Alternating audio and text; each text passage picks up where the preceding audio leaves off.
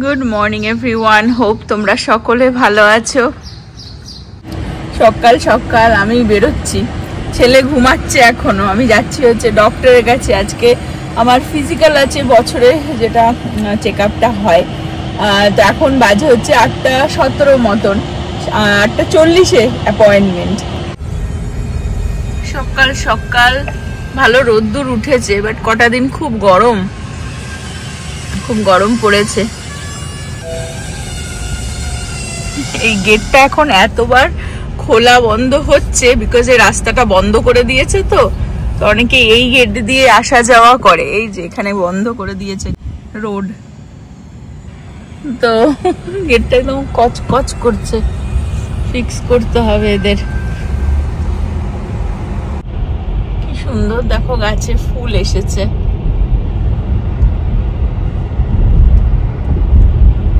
আমার ডক্টরটা একদমই রাস্তার ওই পারে। আমাদের দুটো গেট আছে, এই রোডটা বন্ধ করে দিয়েছে বলে আমাকে এতটা ঘুরে যেতে হচ্ছে। না তো আমাদের আরেকটা যেটা গেট আছে, ওই গেট দিয়ে বেরোলেই, যেখানে অ্যাকচুয়ালি ওয়ালমার্ট, যারা আমাদের রেগুলার ব্লগ দেখো জানো যে ওই গেটটা বেরোলেই ওয়ালমার্ট, ওই পাশেই আর কি। আর এখন ঘুরে ঘুরে যেতে হচ্ছে জাস্ট বিকজ এই রোডে কাজ হচ্ছে, তো সব জায়গায় রাস্তাঘাট বন্ধ করে দিয়েছে। আমার ডক্টর হচ্ছে এই বিল্ডিংটাতে, রাস্তার ওই পারে। ঘুরে এদিক দিয়ে যেতে হবে। এই হচ্ছে আমাদের ফ্যামিলি ডক্টর। যাই কি ধরা পড়ে না পড়ে। নব তো মানে ওয়েট করে আছে, ওর গত বছরে অনেক কিছুই ধরা পড়েছিল। তারপরে যাই হোক আমাদের ডায়েট ফাইটও চেঞ্জ হয়ে গেছিল। তো গত বছরে আমার সব নাম্বারগুলো মোটামুটি ঠিকই ছিল। তো এখন টেস্ট ফেস্ট করলে যাই না আজকে রেজাল্ট দেবে কিনা, যাই ভেতরে গিয়ে দেখাই।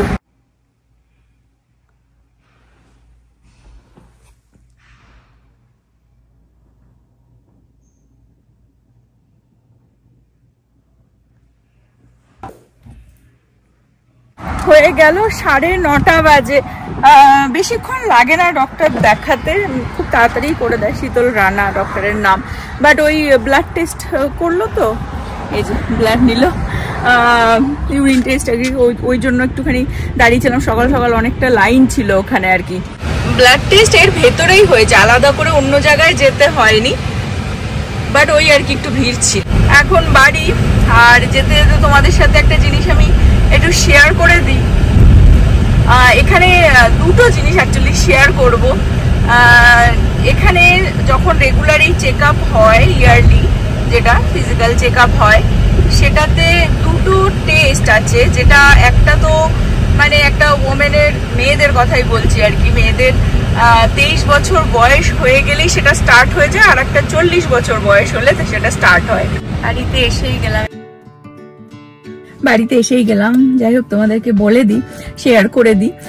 যেটা বললাম যে 23 যখন হয় এজ একটা ওমেনের এখানে, তখন থেকেই ওরা এখানে বেসিক্যালি প্যাপসমেয়ার বলে যেটা টেস্টটা, সেটা স্টার্ট করে দেয়। একটা সময় ছিল আই বিলিভ ওটা 1 বছর পরপরই, মানে অনেক বহু বছর আগের কথা বলছি আমি, হতো, টেস্ট করতো। তারপরে সেটা 3 বছর পর পর করতো। আর এখন ল হচ্ছে 5 বছর পর পর সেটা টেস্টটা করায়। লাস্ট টাইম আমার যখন মানে আহান বর্ন হয়েছিল হসপিটালে, ওরাই আমাকে একটা ফলো আপ চেক আপ দিয়েছিল 6 মান্থসে, তখনই ওটা টেস্টটা হয়েছিল বলে। তাই জন্য এইবারও আমার 4 বছর হলো, তো নেক্সট ইয়ারে করবে। সেই জন্যই মনে পড়লো, ভাবলাম তোমাদের সাথেও শেয়ার করে দিই। বিকজ এই দুটো টেস্ট আমার মনে হয় না দেশে এখনো মানে ওরকম ভাবে ফিজিক্যাল চেক আপ করতে গেলে স্টার্ট হয়েছে। আমার মনে হয় আলাদা করে, মনে হয় ডক্টর যদি কিছু ফাইন্ড করে বা কিছু মনে হয়, তোমরাই সেটা আমাকে জানাবে, বা কেউ যদি রিকোয়েস্ট করে তাহলে হয়তো এই টেস্টগুলো হয়। বাট এখানে এটা কিন্তু ল আর কি রয়েছে। প্যাপসমেয়ার 5 বছর অন্তর অন্তর আর কি তোমাকে এখানে ওমেনদের টেস্ট করাতেই হবে ফিজিক্যাল চেক আপ করতে গেলে। আর 40 এজ হয়ে গেলে তখন ম্যান্ডেটারি আর কি এখানে মেমোগ্রামটা করানো। তো বেসিক্যালি দুটোই, একটা তো ব্রেস্ট ক্যান্সার আর একটা হচ্ছে সার্ভিক্যাল ক্যান্সারের বেসিক্যালি, যেহেতু এখানে এত মানে এখানে বলে না সারা ওয়ার্ল্ডেই এত ক্যান্সার মানে হচ্ছে বা কিছু, তো যাই হোক এটা আমেরিকার ইউএস এর আর কি ল। আর একটা জিনিস, সরি ওটা 23 না, ওটা অ্যাকচুয়ালি 21, বিকজ এখানে তো 18 হয়ে গেলে অ্যাডাল্ট হয়ে যাচ্ছ, বাট অনেক কিছু ল আছে যেগুলো 21 হয়ে গেলে তারপরেই করতে পারো, ঠিক আছে, মানে অ্যাকচুয়াল অ্যাডাল্ট হয়ে গেলে অফিসিয়ালি। তো 21 হয়ে গেলে তারপরে অ্যাকচুয়ালি এই প্যাপ স্মেয়ারটা স্টার্ট করে। ওটা 23 না, ওটা আমি খালি ভুলে যাচ্ছিলাম, বিকজ প্রীতিরই তো 21 হলো গত বছর, তো ওই জন্য ওকে তার আগে মানে সামারে 21 হয়নি, ওই জন্য তখন করেনি, বলেছিল এই বছর গেলে, তো সেই জন্য আমি সেটাই আর কি ক্যালকুলেট করছি। আর একটা মেমোগ্রাম হচ্ছে যদি 40 না হলেও আগেও করানো যায়, আফটার 30 করানো যায়, যদি কোনো অ্যাবনর্মালিটি কিছু ফাইন্ড করে, যখনই তুমি রেগুলার চেক আপে যাচ্ছ তখন ডক্টরই ওটার জন্য অ্যাপয়েন্ট করে দেয় বেসিক্যালি। সবাইকে একটু হ্যালো করে দাও। হ্যালো। আমি যখন থেকে এসেছি জিজ্ঞাসা করে যাচ্ছে, মাম্মি তোমাকে ডক্টর ফুটু দিয়েছে? বাবা তাই বলেছে, ডক্টর কাছে গেছে, তার জন্য আর কি জিজ্ঞাসা করছে ডক্টর ফুটু দিয়েছে? ডক্টর ফুটু দিয়েছে? ইয়েস, ফুটু দিয়েছে ডক্টর। Where ফুটু? বলো। বলো, হাতে দিয়েছে। ইয়েস, পায়েও দিয়েছে, হাতে দিয়েছে।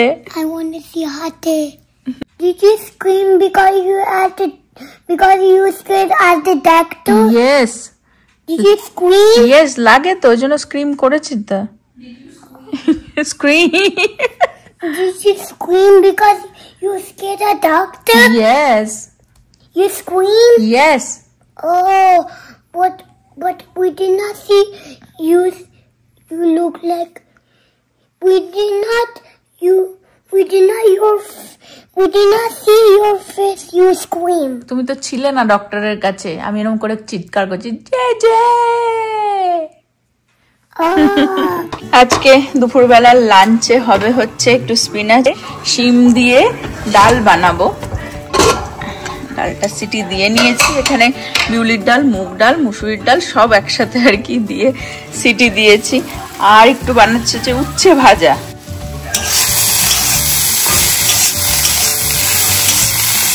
আর চিকেন বানানো রয়েছে, এই দিয়ে আজকে আমাদের লাঞ্চ হবে। ঝটাঝট বানিয়ে নি, বেশি কিছু না, উচ্ছে ভাজাটা বানাতে হচ্ছে।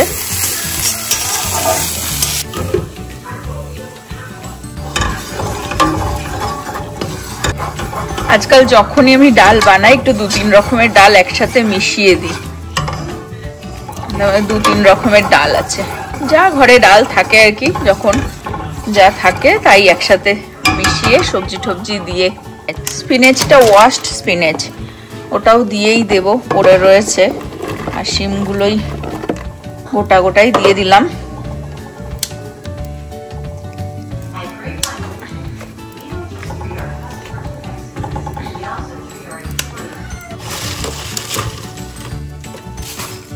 আমার ডালের কোনো সেরকম রেসিপি হয় না, আমি যখন যেই সবজি থাকে না কেন সেটা দিয়েই মোটামুটি ডাল বানিয়ে ফেলি। শুধু একটু ফ্লেভারটা চেঞ্জ করার জন্য সামটাইমস ডিপেন্ড করে কি সবজি ইউজ করছি তার উপরে আমি সর্ষের তেল দিয়ে ফোড়ন দিই, নয়তো ঘি দিয়ে একটু ফোড়ন দিয়ে দিই। আমাকে অনেকেই জিজ্ঞাসা করেছে যে আমি ফোড়নটা কিভাবে দিই, তো আজকে একটুখানি আমি তাড়াতাড়ি দেখিয়ে দেবো। আজকে যেমন স্পিনেচ ছিল আর হচ্ছে বা শিম ছিল, তো আমি ওটা দিয়ে যেহেতু বানাচ্ছি আজকে সর্ষের তেলেই ফোড়নটা দেবো। নয়তো আমি অনেক সময় অ্যাসপারাগাসও দিয়ে দিই বা যা থাকে আর কি, লাউ ঠাউ দিয়েও ডাল করি। আমার ফেভারিট বিউলির ডাল, বেশ লাউ দিয়ে টমেটো দিয়ে, সেটা আমার খুব পছন্দের। বাট আমি আজকে এই ডালটার ফোড়নটাতে দেব হচ্ছে একটুখানি সর্ষের তেল, তার মধ্যে দেব শুকনো লঙ্কা আর 5 ফোড়নে আর একটুখানি আদা বাটা দিয়ে দিলাম, দিয়ে কিছুক্ষণ একটুখানি অল্প আঁচেই করি যাতে চারিদিকে না ছেটায়। আর একটু লঙ্কাও, কাঁচা লঙ্কাও দিয়ে দিয়েছি।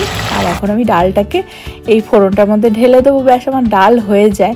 সামটাইমস আমি একটুখানি এলাইচিও বেটে দিয়ে দিই, বাট আজকে সেটা দিচ্ছি না। এর মধ্যে দেব হচ্ছে একটুখানি গুঁড়ো মশলা।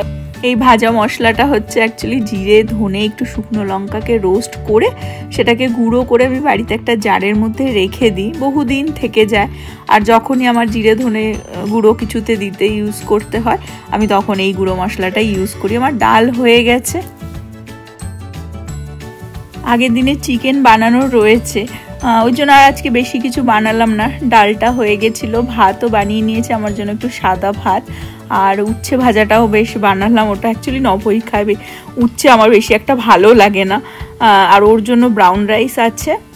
আর আগের দিন চিকেনটা অনেকটাই বানানো হয়েছিল, ওটাই টুকটুক করে আর কি লাঞ্চে খাওয়া হয়ে যাচ্ছে। আজকাল আমাদের বাড়িতে চিকেন একটু বেশি বানানো হয়। আহান একটু ঘুমিয়ে পড়েছিল, জাস্ট উঠলো, ওকে এখন নিয়ে যাচ্ছে একটা স্পেশাল জায়গায়, সামারের স্পেশাল জায়গা। এখানে ব্যাগ গুছিয়ে নিয়েছি, টুকটাক জিনিস নিয়েছি, কোথায় যাচ্ছি তোমাদেরকে দেখাচ্ছি। ওকে অনেকদিন ধরে প্রমিস করা হয়েছে বা নিয়ে যাওয়া হচ্ছিল না, তো ফাইনালি আজকে নভ বললো চল গিয়ে ওকে ঘুরিয়ে নিয়ে আসি, খুব মজা পাবে। আর তোমাদের সাথেও শেয়ার করছি। বাবা ছেলে দুজনে অলরেডি গাড়িতে গিয়ে বসে পড়েছে। বাবা ছেলে অলরেডি গাড়িতে এসে বসে পড়েছে, এক্সাইটেড ছেলে, খুব বসে পড়েছি, খুব এক্সাইটেড। বুড়ো কোথায় যাচ্ছ তুমি? এখানে টাওয়াল নিয়ে নিয়েছি, টাওয়াল নিয়ে নিয়েছি, আউটফিট নিয়ে নিয়েছি আমরা। When I get wet in the water. Exactly. আমরা ওয়াটার পার্কে যাচ্ছি না, আমরা যাচ্ছি স্প্ল্যাশ প্যাডে। আমেরিকায় সামার ভ্যাকেশনটা একটু লং হয়ে যায় বাচ্চাদের জন্য, অনেকেই আউট অফ কান্ট্রিতে ঘুরতে চলে যায় বা কিছু, যারা থেকে যায় তাদের জন্য একটু বাবা মার জন্য টাফ হয়ে যায় বাচ্চাদেরকে এন্টারটেন করার জন্য, বিকজ প্রায় মে মাস থেকে অগস্ট পর্যন্ত স্কুলে পুরো ছুটি থাকে। আহানের তো সেপ্টেম্বরের ফার্স্ট উইকে স্কুল খুলবে, ওরটা আবার একটুখানি বেশি বিকজ প্রি স্কুল তো, তাই তো এই জন্য আমাদের জন্য চাপ হয়ে যায় সবসময় ওদেরকে এন্টারটেন করে রাখার জন্য। এক্সাইটেড, খুব এক্সাইটেড। এই যে আমরা চলে এসেছি অ্যাকচুয়ালি ওয়াটাগা, আমাদের বাড়ি থেকে 10 মিনিট দূর। এখানে আর কি স্প্ল্যাশ প্যাডটা।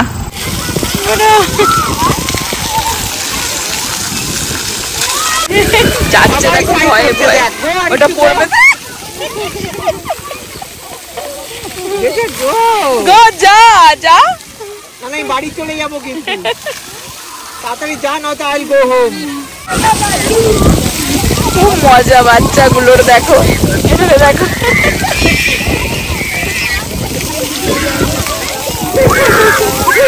এই মজা হচ্ছে, মজা হচ্ছে পুরো।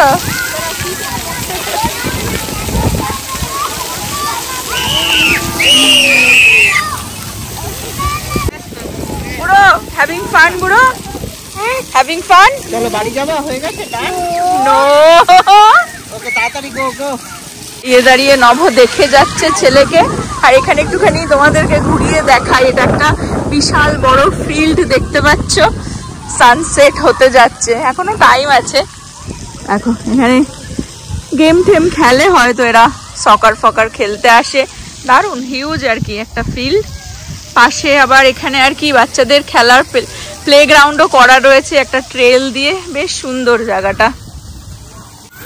হেঁটে হেঁটে তোমাদেরকে একটুখানি ঘুরিয়ে আনি। এটা পুরোটা ধরে একটা ট্রেল, ওই দিকটা পর্যন্ত, ওটা একটা চার্চ, হিউজ। আর ওইখানটা স্প্ল্যাশ প্যাডটা, আর এখানেই একটা প্লেগ্রাউন্ড মতন করা রয়েছে বাচ্চাদের, দেখো দারুণ কিন্তু সুন্দর। পুরো খোলা মাঠ, ফাঁকা, একটা দুটো বাচ্চা খেলছে, আর ওই দিকটা পর্যন্ত ট্রেলটা চলে গেছে। আর ওইখানে স্প্ল্যাশ প্যাডটা, পাশেই প্লেগ্রাউন্ডটা। এই জায়গাটা আমাদের বাড়ি থেকে এই 8-10 মিনিট দূরে, ওয়াটাগা বলে। পার্কটা বা এই মাঠ তো এরকম খোলাই থাকে, পার্কেও খেলতে আসতে পারো যখন তখন, বাট স্প্ল্যাশ প্যাড আর কি সকাল 9টা থেকে রাত্রি 9টা পর্যন্ত খোলা থাকে সামারে। গাড়িতে এসেছিলাম টাওয়াল নিতে, এখান থেকে দেখিয়ে দিই, এই যে এটা রোডটা আর এইদিকে পার্কটা, বেশ দারুণ এটা বানিয়েছে বাচ্চাদের জন্য। আমি চলে আসলাম টাওয়াল নিতে, টাওয়াল নিয়ে যাই, অলমোস্ট 8:30 বাজে। হ্যাঁ, ফান হলো। ইয়েস, হ্যাঁ কি করেছো? খুব এক্সাইটেড হয়ে গেছে, একদম কোল্ড হয়ে গেছে, একদম টু মাচ ফান হয়ে গেছে।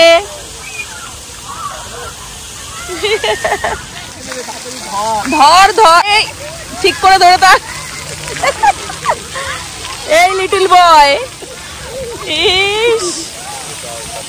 আজকাল শিখেছে বলা, I am not having fun, I am having too much fun.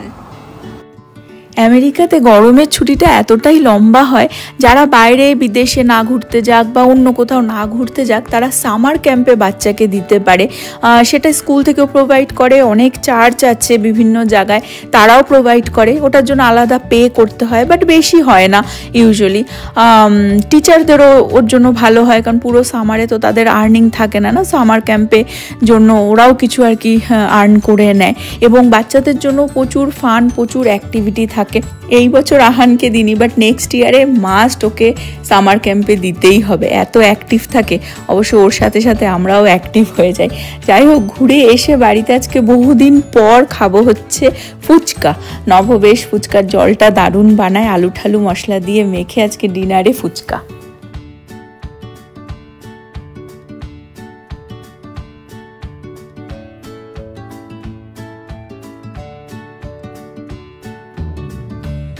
আজকে ডিনারে হচ্ছে ফুচকা। কতদিন পর ফুচকা ট্রাই করব, ভাবলাম ফার্স্ট বাইটটা তোমাদের সাথে একটু শেয়ার করে দিই। বহুদিন পর খাচ্ছে ফুচকা। আমরা এই বক্স একাই উড়িয়ে দিতাম, খেয়ে নিতাম 30-40টা আমি খেয়ে নিতাম, আজকে মনে হয় 10টাও খাইনি। দারুণ স্মেল, জলটা দারুণ বানানো, একদম কলকাতার কথা মনে পড়ে যায়।